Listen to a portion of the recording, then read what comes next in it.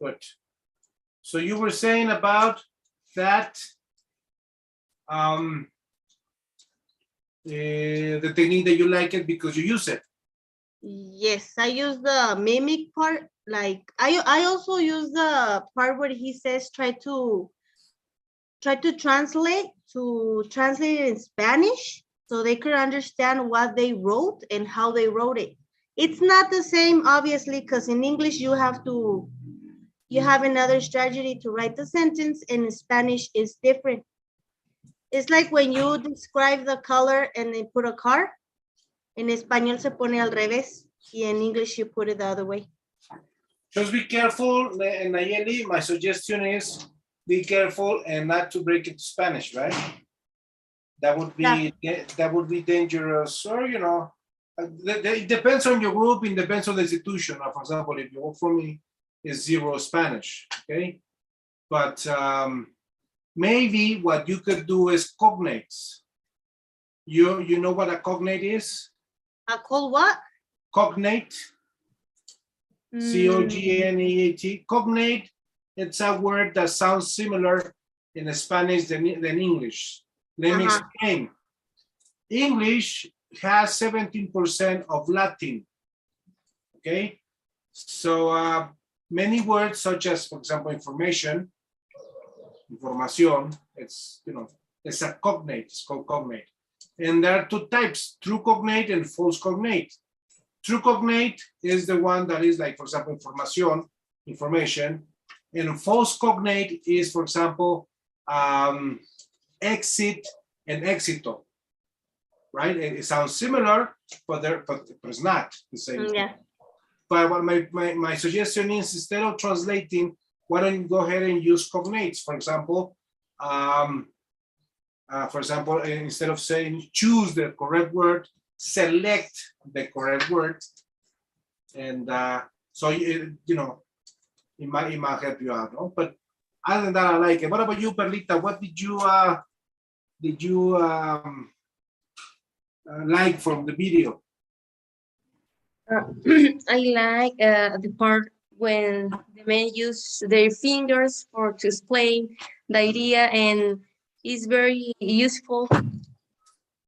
Okay. What about you, Miguel? Okay, it's necessary makes mistakes for learning. Yeah, it's very common mistakes in grammatic, pronunciation of the words. I hear the word notice, and it's a false cognate. Very good, cognate. Very good. It's a false cognate, exactly. Notice, and translate this word in Spanish, darse cuenta. Yes, okay. Exactly. That's a false cognate. Very good. Excellent. All right. So, Kislev, are you here or just listening? Yes, I'm here. Good. What do you get from the video? Well, I think we already saw that video, but what I liked about it was about using humor, like I'm not a car or with my wife for real, and don't make me feel like bad for making mistakes. Something that I want to know, he said that we as teachers, we have to choose how many errors to correct. Yes. Because sometimes they have like lots of mistakes. So how can you do that? It depends. That's actually a very good question, Kislev. What he meant is that you need to choose or better to determine, as a word, to determine what correct and what not correct. I'll tell you why. In your group, Kislev, you're supposed to have the same level of English, no? Maybe it's basic or intermediate and so forth, yes or no? Mm-hmm. Okay, but that's not true. You may have basic level of your students, but some of them are upper basic, lower basic, and some other are lost in space. So if you listen to this, correct every little mistake all of your students make, your class is going to be ruined. Yeah.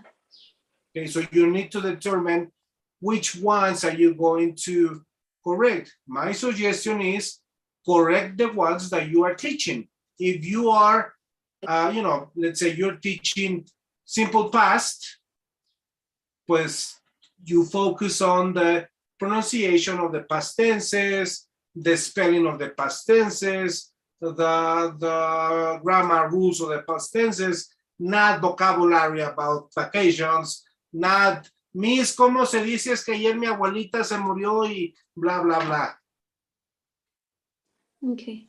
See what I mean? O sea, it's that's what he meant. You need to be careful and not to correct all of it, because that is a waste of time.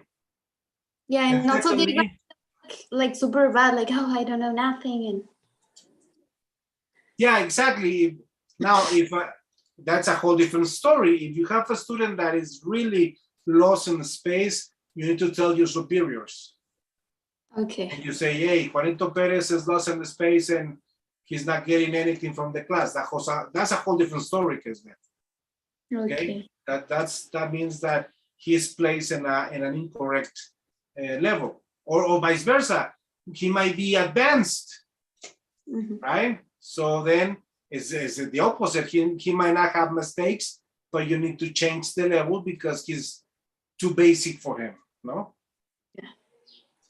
All right, but now, according to your answer, I liked the way you mentioned humor. Humor is important in the classroom because, especially when talking about mistakes, because students need to feel comfortable to make a mistake. If you have a very tense atmosphere in your classroom, the students, first of all, will hate you. Secondly, they will hate English. And thirdly, they're not going to practice English because they're going to be too afraid of speaking because you're the Kool-Aid teacher always picking on mistakes. So if you foster or you promote a relaxed atmosphere, students actually will feel comfortable to speak. And yes, they're going to make a mistake and then you correct them. How can you do that? How can you promote a relaxed atmosphere? Can you think? Can you think?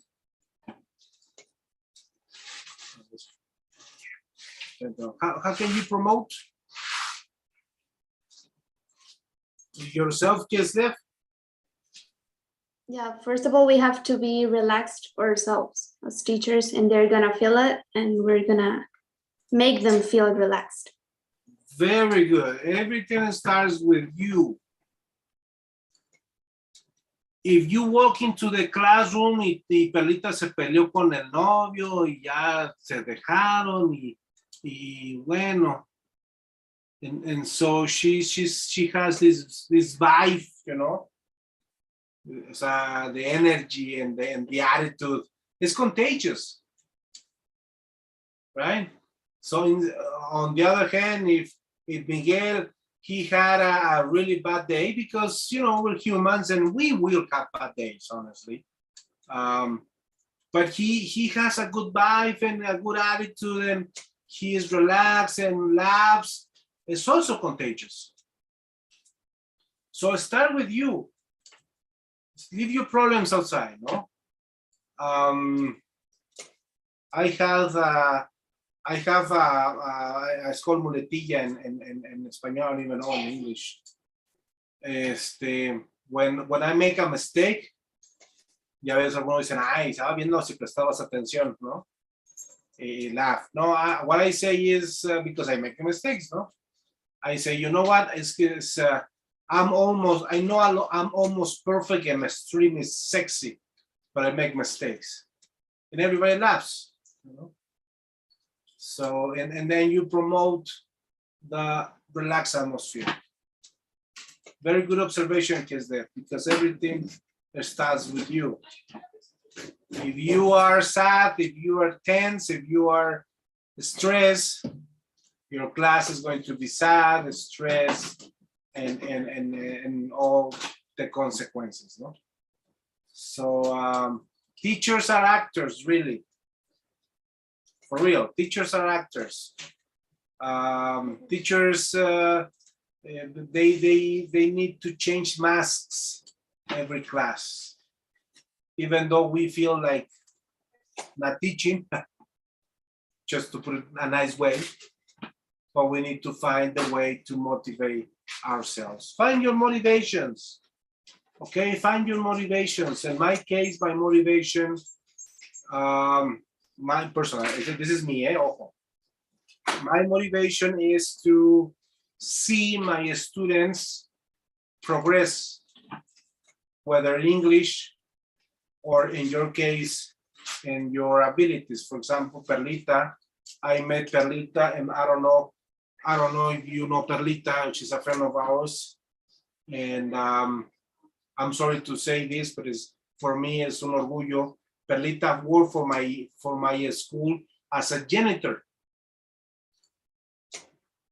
You understand that? She cleaned the school. Physically, she cleaned the school. She prepared, she studied English. She's now teaching, and she took the teacher's course, and she's taken it. And now she teaches for children. And it's not, she's not a janitor anymore. She works for a kindergarten. So that's what pays off. And she's the best. My wife is here. I love you, wife, Christy. my wife is Perlita's boss. I love you. So see, so find your motivations, okay? Si están aquí porque dar clases de inglés es fácil, no. I'm sorry. Si están aquí porque se van a hacer millonarios, pongan una taquería, really. No. Find your motivations why to be a teacher. Anyway, that's a whole different. I went off topic. I'm sorry. Let's go back to the topic. All right, now we're going to. Let me see. Yes, it's here. Yes, we're going to do some techniques for error correction, but these techniques are in a chronological order. Okay, so you start with this first, and if it doesn't work, you move to the next strategy, and if it doesn't work, you move to the next one, and so forth. Okay, the number one is the technique is start with the question what. Read this, Miguel. The student will immediately know there's something wrong with the statement he, she produced and will be open for help. Very good.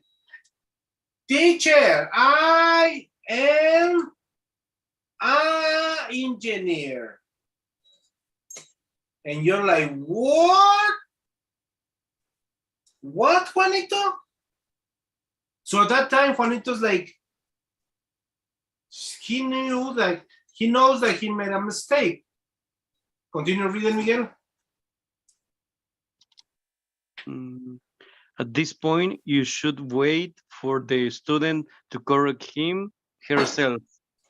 Very good. At this point, you should let them talk. Give a couple seconds.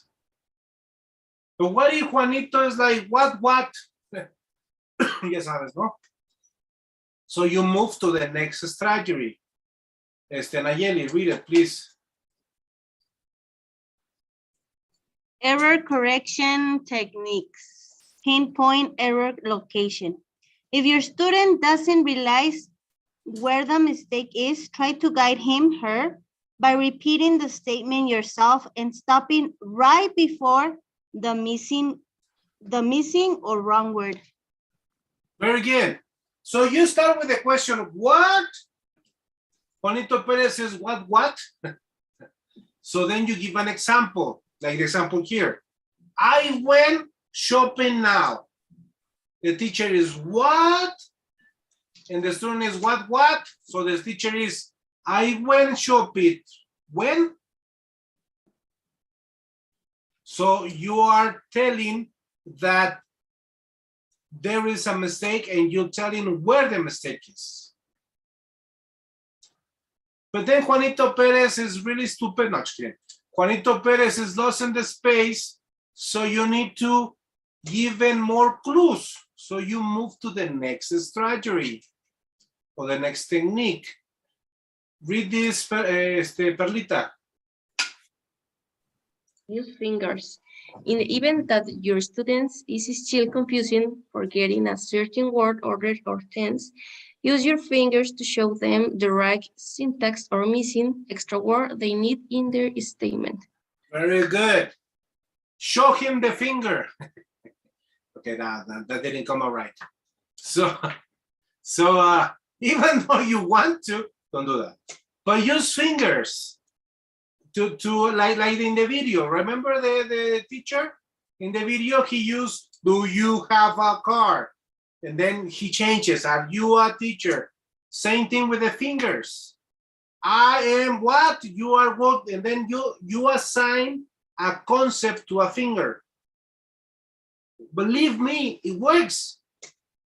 Okay, it works because the student is actually visualizing in his mind the structure of the sentence, so he most likely will remember what the correct word is. Okay, now, excuse me, before here, okay, before this one, multiple choice, and before fingers, excuse me, there was another one called peer correction.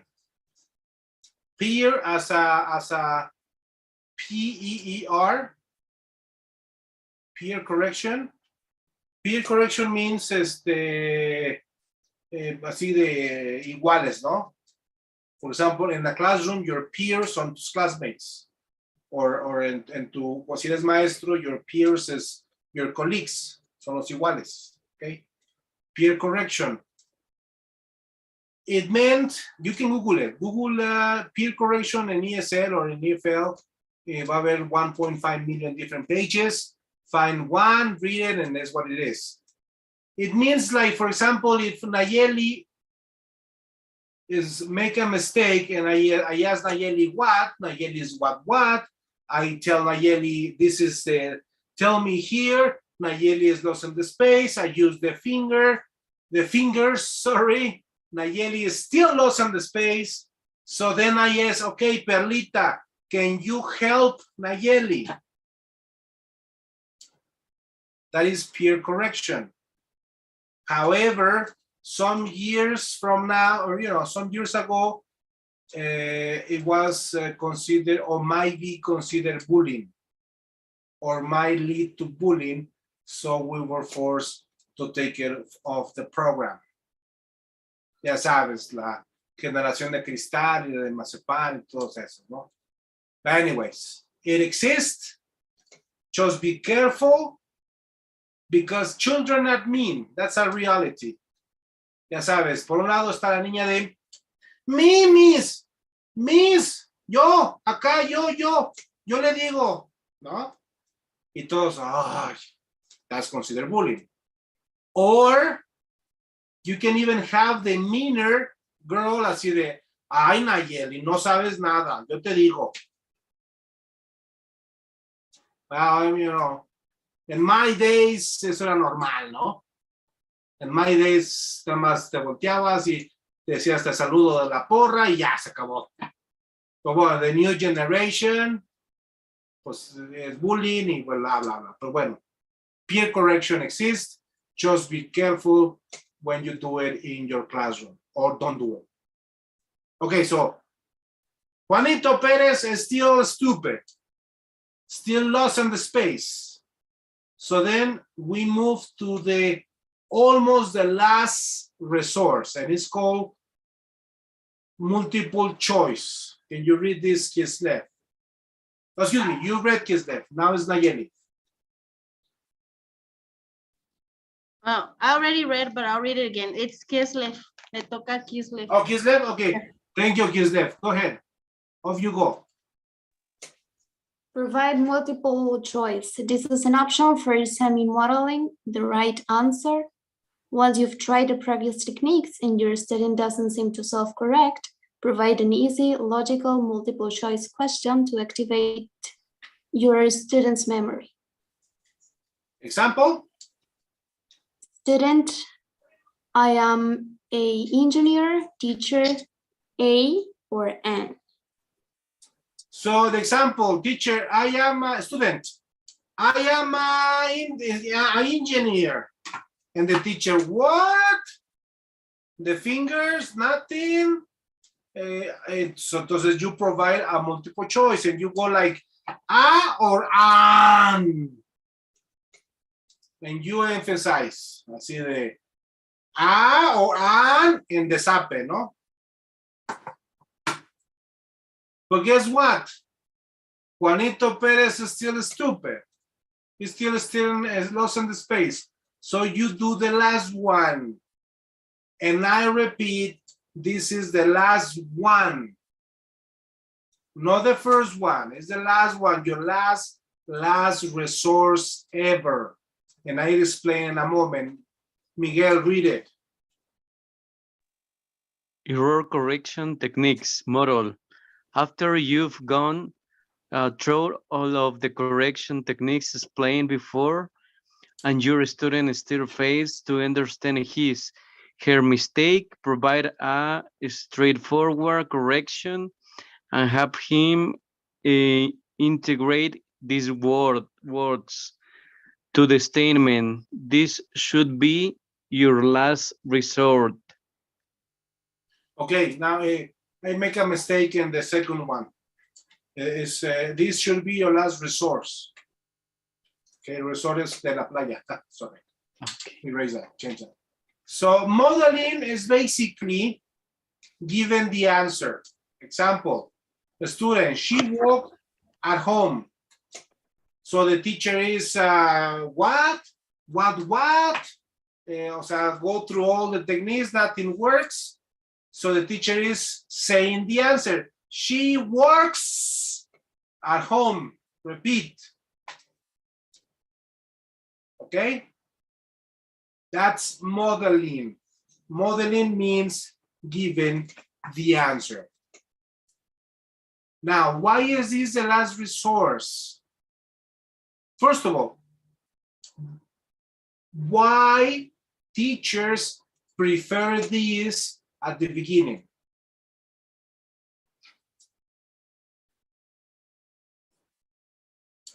I've seen many teachers starts with modeling with correcting. No, así no, Juanito, es have en lugar de has. ¿Por qué? Probably because he doesn't want to complicate his life, the teacher. Because it's the easiest. And that means that the teacher is lazy, really. Modeling is not teaching. Modeling is just, I don't know what it is, but it's not teaching, okay? So don't do that. Only use it as your last resource. Okay? Because then your students will become lazy too. Ay, pues al fin que la misma traduce. Ay, pues al fin que la misma dice. ¿Cómo era, Miss? ¿Qué digo? And all of that is because you had modeled your corrections. Don't do that. Give them space. Give them time to correct themselves. Conclusions. Can you read this, Nayeli? It says conclusion. There we go. Yes. Conclusion. Some teachers correct every mistake made by their students. Other teachers rarely or never correct their students' mistakes. Both approach have serious weakness. The first one leads to student nervousness and as a consequence, lack of fluency.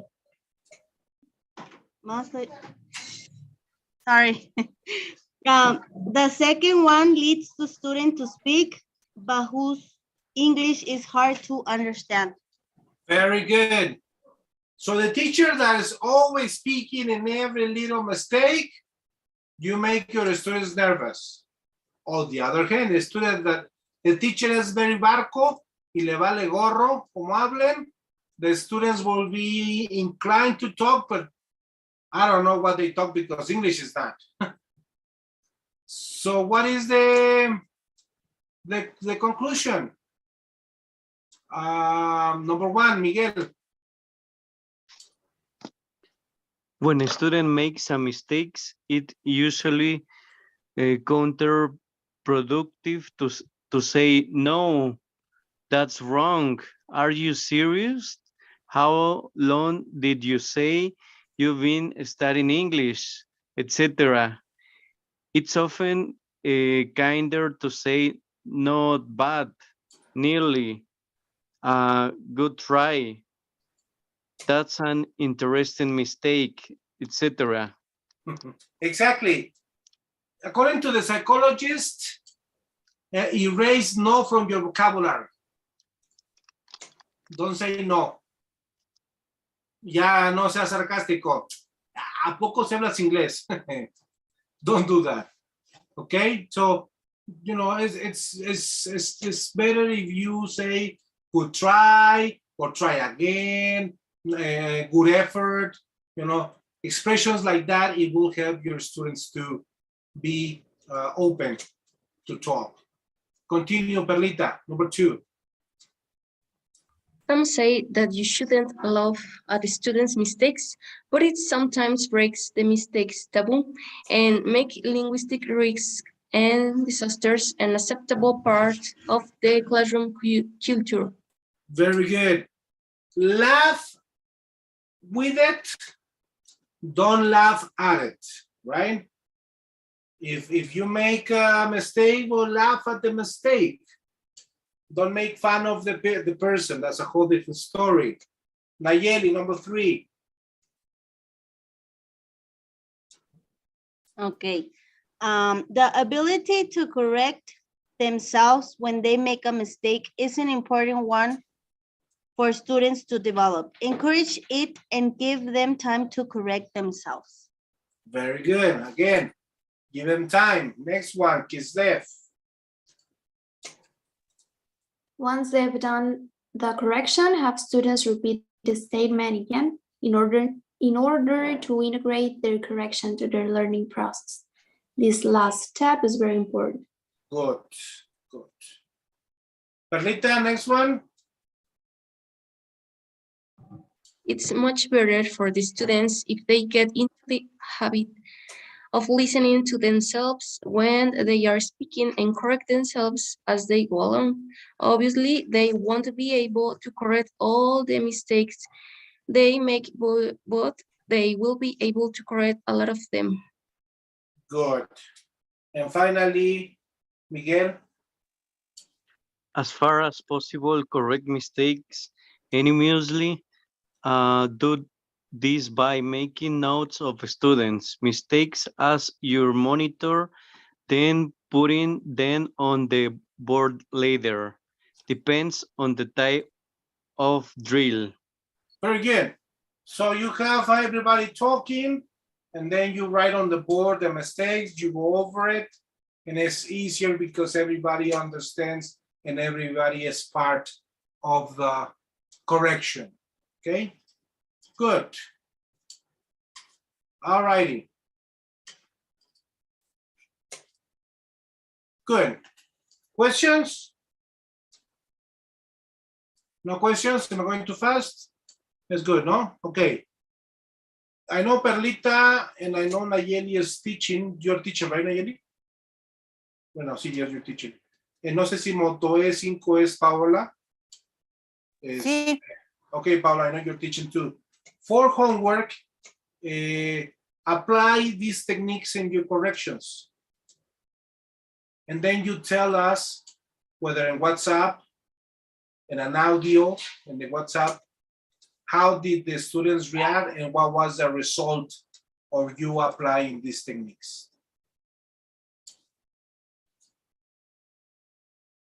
All right, good, very good. Okay, let's take a selfie for today. Keslev, turn your camera. Also you, Paola, the selfie for today. I know it's Wednesday, but we are handsome and beautiful. On 1, 2. Oh, wait. 1, 2. There you go. I'll say it in a moment. Okay, questions? Yes, Nayeli. Yes, I have a question. One, it's not about the what we saw today. It was really clear for me. Thank you. Are we gonna have the class Monday and Wednesdays, or it was just for this week? No, it's how